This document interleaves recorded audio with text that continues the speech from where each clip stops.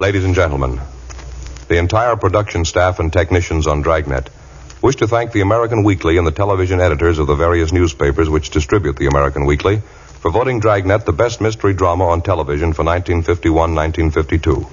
Our deepest thanks for this fine recognition.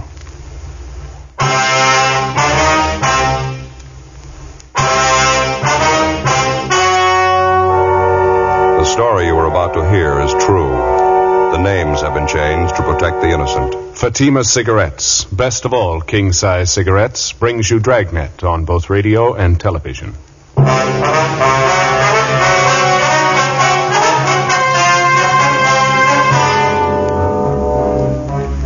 You're a detective sergeant. You're assigned a juvenile detail. An 8-month-old baby is stolen from its mother.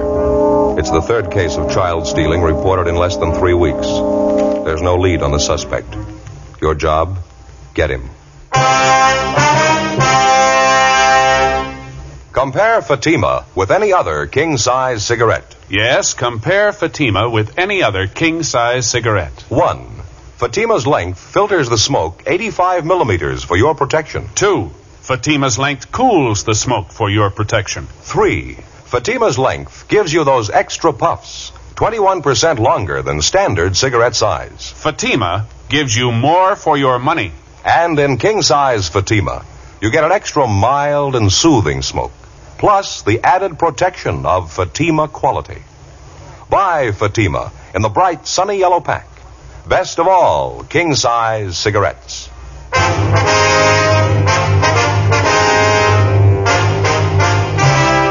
Dragnet, the documented drama of an actual crime.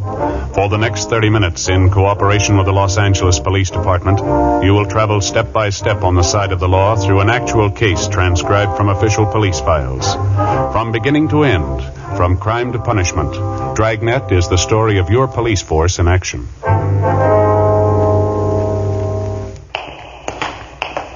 It was Wednesday, June 18th. It was warm in Los Angeles. We were working the day watch out of Juvenile Division. My partner's Frank Smith. The boss is Captain Stein. My name's Friday. It was 6:30 p.m. when we got back to 1335 Georgia Street, second floor, the squad room.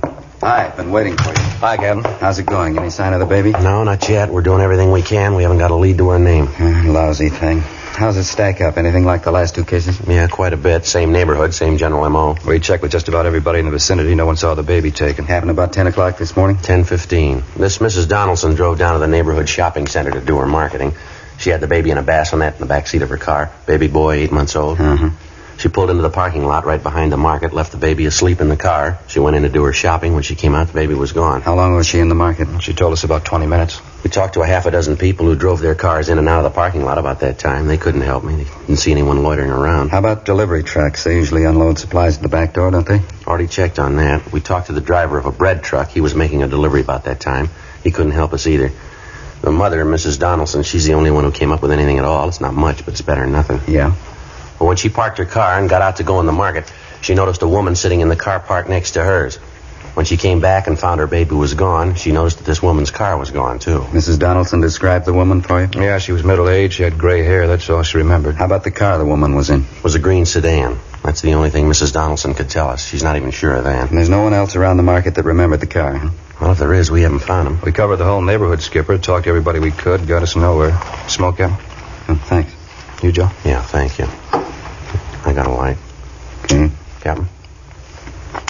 No kickback yet on the broadcast. The old points you got out on the baby? No, nothing. Up to now, it's a carbon copy of the last 2 jobs. No suspect, no motive. Mrs. Donaldson can't think of any reason at all for it. No, not a one. Her husband's a teamster. They don't have much money.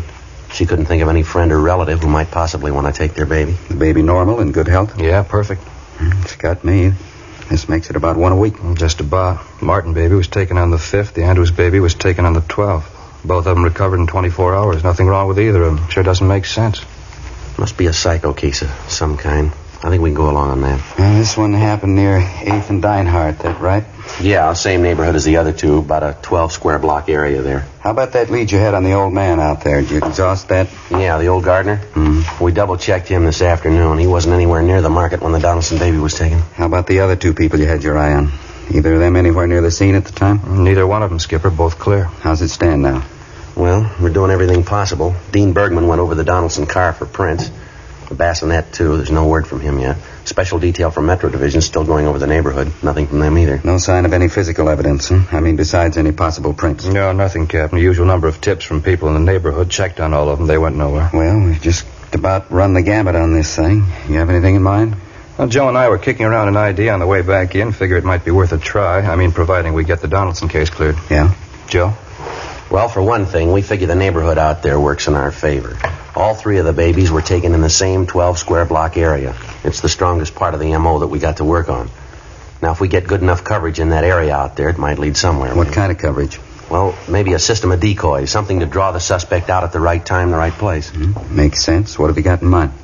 Well, Frank and I were figuring if we could round up half a dozen policewomen or so, let them work different points around the neighborhood and make it obvious that they're housewives. Yeah?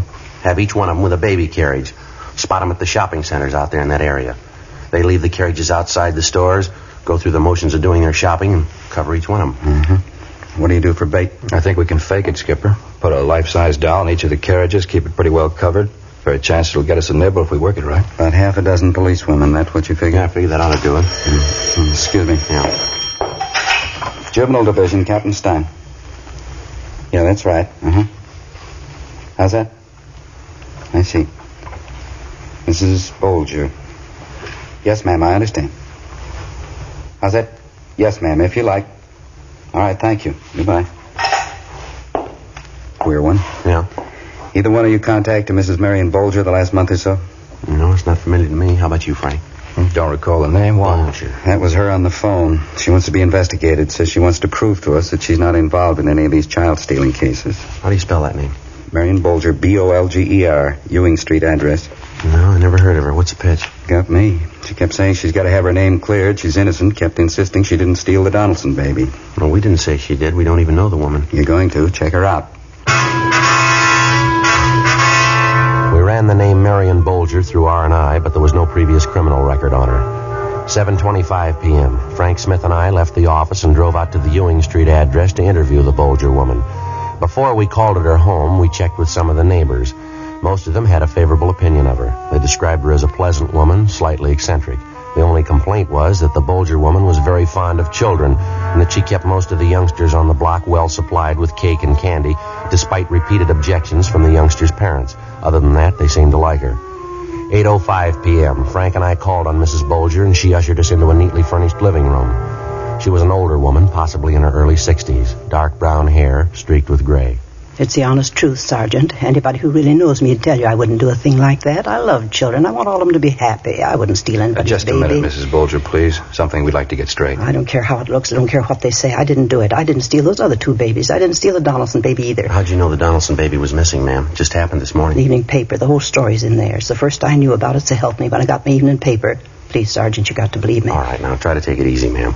What gives you the idea that we're accusing you of taking those babies? Well, you haven't yet. Not in so many words. You're thinking about it, though. I know that. You've been told. How do you mean, told what? You know what I mean. All those stories going around about me. And just because I like children, because I enjoy them, I understand them. Just because of that, they try to make me out a witch or something, trying to say I took those poor little All right, babies. just a minute, ma'am. Who said you took the babies? Down at the store this afternoon. I heard them. That grocery clerk and that silly Mrs. Murdoch. They laughed about it. Tried to make out there's only fooling. Well, I knew better. They weren't fooling. They meant it. Accusing me of such a terrible thing. I just don't know when I've been so upset. Well, now, what grounds would they have for saying anything like that, ma'am? I mean, even if they were fooling. Only because I love children, that's all. People in the neighborhood are the same way. They don't like me. They go around saying things about me. Just because I understand their children better than they do. Just because I know how to treat children. No, I think you got it wrong, Mrs. Bolger. The only complaint your neighbors have is that you treat children too well. A little too much candy, huh? Well, nothing wrong with giving a child candy. Good homemade fudge. I make it myself. Besides, how would you know about that? We talked to your neighbors, ma'am. They had a lot of nice things to say about you. Yes, I just bet they did. Nasty, dirty stories. They've been passing them all over the neighborhood about me. No, ma'am, you've got it wrong. Just let me show you. Come in here, this way, the dining room. Yes, ma'am. Look at that. Look at that. Yes, ma'am, it's very nice. You see how I decorated the table? Paper streamers all over the room. It is supposed to be a party for the children in the neighborhood. I worked a whole week getting it ready. I made the cakes myself, decorated them, too. I made everything in my own kitchen. Candy, sandwiches. Took me a whole week. And they didn't even come. They didn't come. Ma'am? The neighborhood children. It was supposed to be for them. Special summer party I wanted to give them today. And they didn't even come. The parents wouldn't let them. Not one of them. It's a crime. Terrible crime. All this good food. Well, now, maybe there was a mistake, ma'am. There wasn't any mistake. I invited the children, 14 of them. Mothers wouldn't let them come. I had everything ready. Little favors for each one of them. Now, look. Ice cream's all melted. And the hot cocoa boiled away to nothing. Yes, ma'am. Even the paper streamers are coming down. Such a mean thing to do. Keeping children from a party. Such a mean thing. Well, we don't like to bother you, Mrs. Bolger. Just like to ask you a few routine questions, then we'll let you alone. Anything you want to know, Sergeant? Can you account for your time this morning, ma'am, between 9 a.m. and 11 a.m.? Yes, of course I can. I was right here in the house getting things ready for the party. My friend Aggie Benson was with me. She's a school chum of mine. She was helping me get things ready. Well, then you didn't leave the house at any time this morning, then? No, sir, I didn't. You can ask Aggie. She'll tell you. Do you have a car, Mrs. Bolger? Oh, my, no. I wouldn't know what to do with it if I had one. I never learned to drive. Why'd you want to know? Just routine, ma'am. Well, I guess we better be going, Frank. All right, Jim. And you don't believe those stories, do you? I mean, just because I like children, I'd steal those babies. You don't believe that, do you? No, ma'am. We haven't any reason to believe it. I knew you'd understand. I wouldn't do a thing like that. I just love children, Sergeant. Never had any of my own. Living here by myself. No husband, lonely. Terrible thing being lonely. Yes, ma'am, yes. There's only one answer for it. Children. Big family. It's an old saying. It's very true. Ma'am. When you get to be 63, you want something else to wake up to beside the morning paper. 8:40 p.m. Before we headed back for the office, Frank and I made a thorough check on Mrs. Bolger, her background and her alibi. We found nothing to link her in any way with the child stealings. 9:15 p.m. We got back to the city hall and went directly to Layton Fingerprints, where we met with Dean Bergman. He'd found several sets of prints on the Donaldsons' car and on the bassinet from which their baby had been stolen. Most of them were those of the parents, Mr. and Mrs. Donaldson. Bergman was unable to identify the two foreign prints found inside the car. We contacted the officers in charge of the special detail checking the neighborhood where the latest child stealing had occurred. They'd failed to uncover a lead. 7:48 a.m. the following morning. Friday? Morning, Captain. Good piece of news. The Donaldson baby, they just found him. Where? Highland Park area. They found him in a cardboard box. Apparently he's all right. A little exposure. Doctors are checking him over now, Georgia Street. How about the suspect? Any sign of him? Not a trace. It was little or no different than the first two cases. Some 21 hours after he'd been abducted from the car in the parking lot at the rear of the market near 8th and Dinehart, the Donaldson baby had been recovered apparently unharmed. The cardboard box in which the baby had been found was gone over for fingerprints. Routine investigation at the scene and in the neighborhood where the child had been found failed to turn up a lead on the abductor. Frank and I checked with Dr. George Hall, who'd examined the child. After that, we talked with Mr. and Mrs. Donaldson. The details of the case coincided almost point for point with the first two abductions. The baby had been taken, then recovered in a 24-hour period. Outside of slight exposure, the child was unharmed. Also, like the two cases preceding it, something which the child was wearing at the time of his abduction was missing. In the first case, it was a small pink sweater. In the second, a pair of shoes the baby was wearing. In the case of the Donaldson baby, it was a sterling silver ID bracelet with the initials J.D. engraved on it. During the next 5 days, Frank and I ran down every lead we could get our hands on. They went nowhere. Our system of policewomen decoys was put in effect. It failed to get a rise. On the sixth day, Thursday, June 26th, 5:30 p.m., we got word of another child stealing, this time in the Echo Park area. We drove out to talk to the mother, a Mrs. Chester Osborne. Yeah, that's right.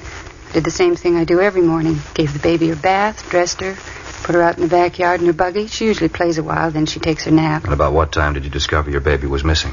I don't know exactly. About 2 o'clock, I guess. Maybe a couple of minutes after. Went out to see how she was, looked in the buggy, and she was gone. Well, it's almost 6 o'clock now, Miss Osborne. How is it that you waited so long before you notified us? Just kept hoping it was a mistake, that's all. I went from house to house all over the neighborhood. Went as far as 3 blocks away. I asked everybody. Nobody saw my baby. You don't know what it means to me. The telephone, Miss Osborne. Would you answer it, please? Whoever it is, take the number. I'll call him back. Yes, ma'am. Be glad to. Hello. Yeah. Yes, sir. Oh, yeah, Harry. We're here now. This is Friday. How's that? When? I see. Where? That's all. Uh-huh. Okay, Harry, thanks. Yeah, tell him we'll be right in. Right away. Okay, bye. Well, that was our office, Mrs. Osborne. You can stop worrying now. What? It was about your little girl. She's all right. What do you mean? I just found her 3 blocks from here. Again, with the lone exception of the time element, the Osborne baby's abduction resembled closely the 3 previous cases. The crime occurred in the same general area. The same general method of operation was employed. And again, outside of slight exposure, the child was recovered unharmed. There was also an article of clothing missing, a pink knitted bonnet. And, as in the previous 3 cases, the suspect had abandoned the baby without detection. Routine investigation by the crime laboratory crew and juvenile officers working the case failed to turn up a lead. During the week that followed, additional personnel for both decoys and stakeouts were assigned to the area without results. Friday, July 4th, 10 a.m. Joe, you busy? What do you got, Frank? Gal by name Mildred Leslie just called in on this child stealing thing. Looks like it might be something. Yeah, what's the pitch? Well, this Leslie girl's employed as a maid for a Mr. and Mrs. Roth, R-O-T-H. Mm-hmm. She's a stockbroker. She's worked for him a year or so, she says. Yeah. The Leslie girl's an upstairs maid for the Roths. She's been following this baby stealing case in the papers right along. She thinks maybe Mrs. Roth can tell her something about it. Yeah, how's that? Well, the Leslie girl was cleaning Mrs. Roth's bedroom yesterday. She came across a few things stored back in one of the closets. Baby things. Pink sweater, pink bonnet, and a pair of baby shoes. Uh-huh. And she says they've all been used. They're not new. Well, a lot of mothers save baby clothes, things like that. No, the Roth woman wouldn't have a reason to. Yeah? She's never had any children.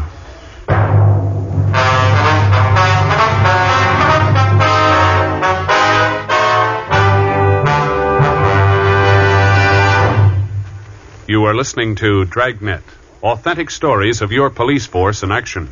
The only way you can prove to yourself that Fatima is the best of all king-size cigarettes is to compare them with the brand you've been smoking. Yes, compare Fatima with any other king-size cigarette. 1. Fatima's length filters the smoke 85 millimeters for your protection. 2. Fatima's length cools the smoke for your protection. 3. Fatima's length gives you those extra puffs, 21% longer than standard cigarette size. Your money back plus postage if you're not convinced Fatima is better than your present king-size cigarette. Just return the pack and the unsmoked Fatimas by August 1st, 1952. Fatima, Box 37, New York 1. More and more of your friends are switching to king-size Fatimas every day. Compare them yourself tomorrow. Buy Fatima in the bright, sunny yellow pack and enjoy the added protection of Fatima quality.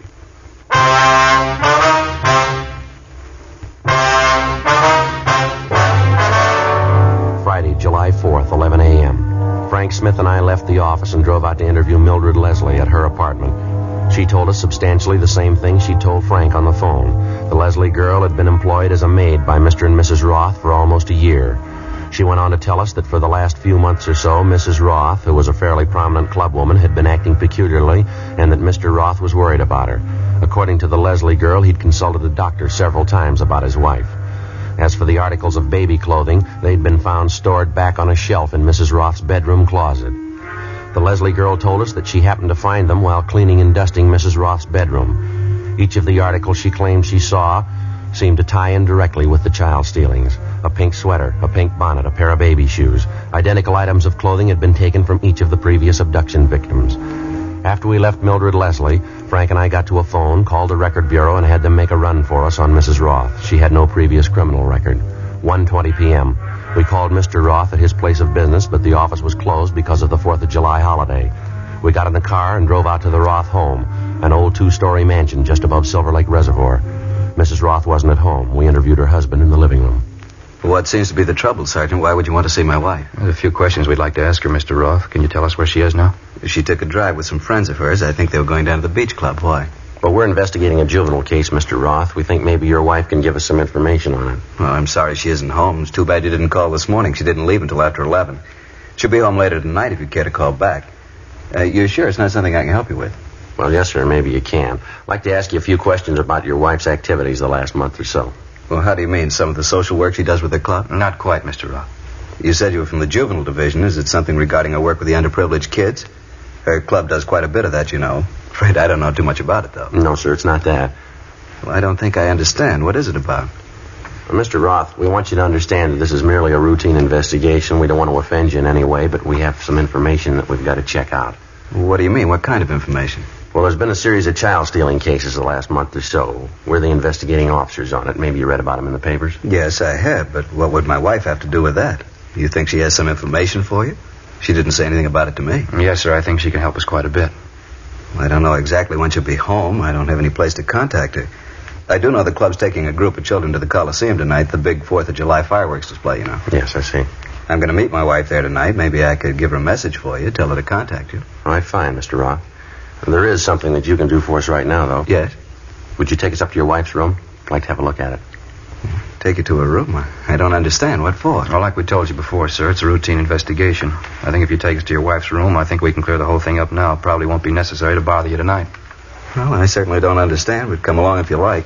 The Doris's room is right at the head of the stairs. Thank you. Certainly has me baffled. What would there be about Doris's room? It has to be investigated. We don't know that there is anything, sir. Just appreciate your cooperation. Not at all. We haven't anything to hide. Here we are. This is her room. Now, what is it you're looking for? And that's the bedroom closet, is it? Yes, that's right. Like to look at it if we could? Certainly. Go right ahead. All right. There's a shelf up there, Joe. Can you reach it all right? Yeah, I think so. What is it? What are you looking for? Here you go, Frank. Yeah. Pink bonnet, pink sweater. That's it.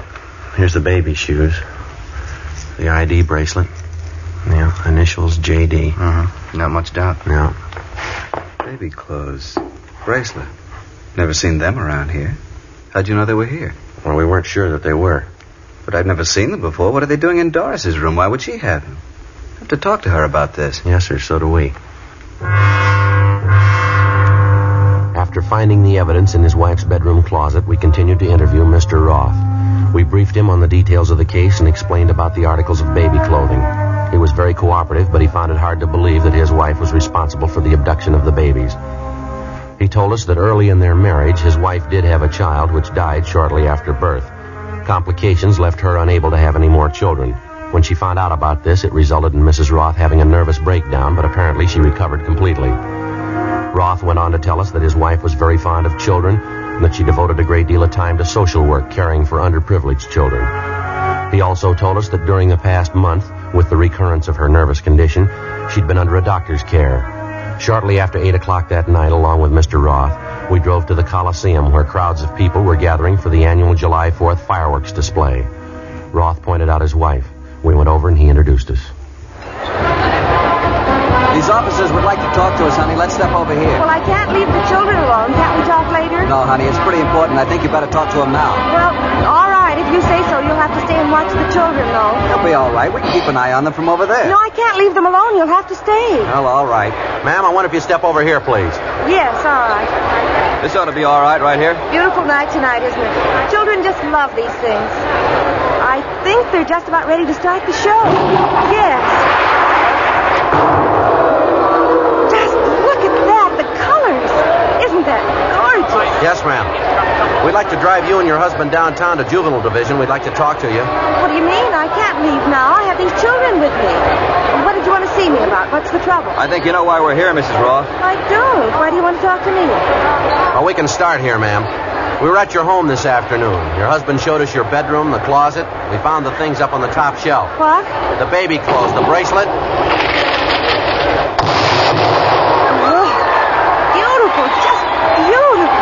How about it, Mrs. Roth? You want to come along downtown? Just baby clothes. Had them in my closet. It doesn't mean anything. I'm afraid you're wrong. It means a good deal, ma'am. You know that. Yes. All right. Well, do you want to tell us about it, Ms. Roth? Ms. Roth? Where do I start? There's no beginning. Just started. I couldn't help myself. What can I say? You just tell us what happened. Start any place. My baby died. Then they said I couldn't have any more. Guess it started then. I told my husband, told the doctor, too. They didn't understand.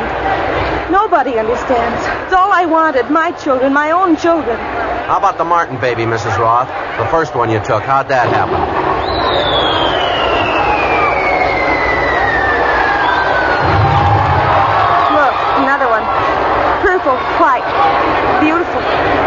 What about it, ma'am? The Martin baby? How'd that happen? I saw him in the baby carriage outside the market there.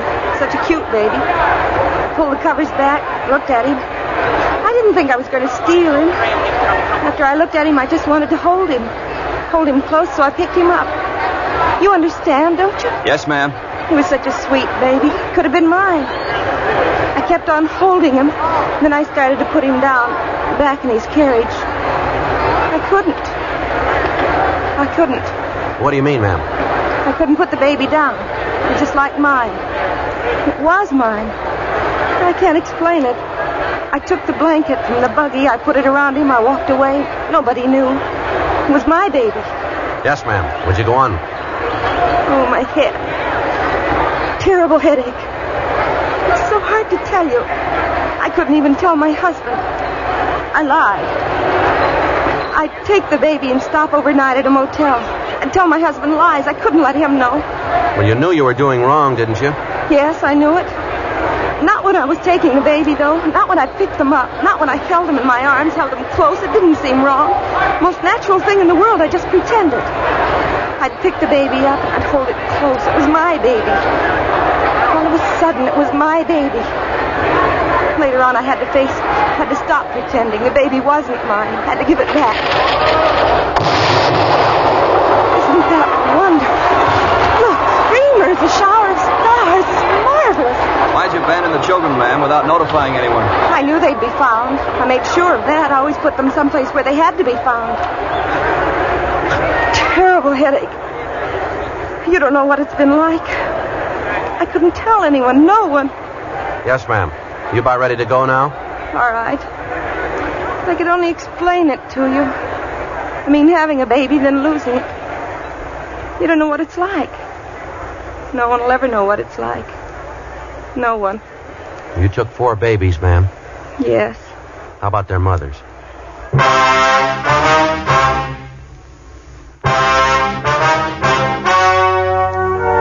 The story you have just heard was true. The names were changed to protect the innocent. On October 10th, trial was held in Superior Court, Department 88, City and County of Los Angeles, State of California. In a moment, the results of that trial. Now, here is our star, Jack Webb. Thank you, George Fenneman. Friends, I believe all of us are willing to take practical advice. That's why I like to make it plain that I want you to compare Fatima with the king-size cigarette you've been smoking. I know that's the tried, practical way thousands have convinced themselves Fatima is the best of all king-size cigarettes. You'll find Fatima give you more for your money. An extra mild, soothing smoke, plus the added protection of Fatima quality. Tomorrow, get Fatima in the bright, sunny yellow pack. Best of all, king-size cigarettes.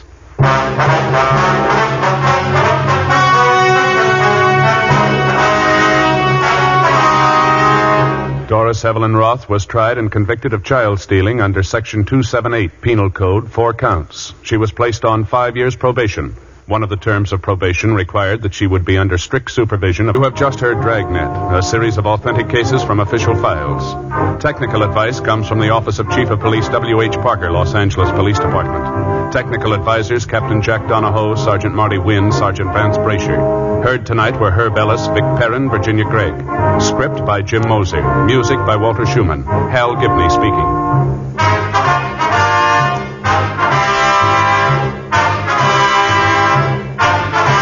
King-size Fatima, made with the same people who make popular Chesterfield cigarettes, has brought you Dragnet, transcribed from Los Angeles.